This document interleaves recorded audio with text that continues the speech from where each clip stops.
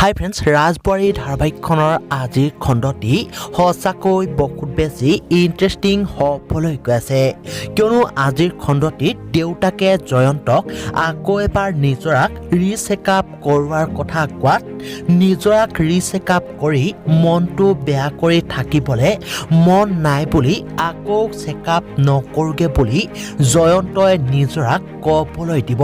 এতিয়া বাৰু নিজৰাই ইটোৰ পাছত সিটো মিছা কথা দেউতাকৰ আগত ক'ব পাৰিবনে বাৰু জানিবলৈ পাব আজিৰ খণ্ডটিত। আৰু আনফালে লিপিকাৰ দেউতাকে জিতেন্দ্ৰ বৰুৱাৰ কোম্পানীটো ধ্বংস কৰিবলৈ ইটোৰ পাছত সিটো চেষ্টা কৰিও কোনেও ছাপোৰ্ট নকৰাৰ বাবে বিফল হৈছে। এতিয়া বাৰু লিপিকাৰ দেউতাকে অলপ বেলেগ ধৰণে জিতেন্দ্ৰ বৰুৱাক ধ্বংস কৰাৰ প্লেনিং কৰিব নেকি? গতিকে এই সকলোবোৰ জানিবলৈ চাওক ৰাজ বুৱাৰী ধাৰাবাহিকখনৰ আজিৰ সম্পূৰ্ণ খণ্ডটি।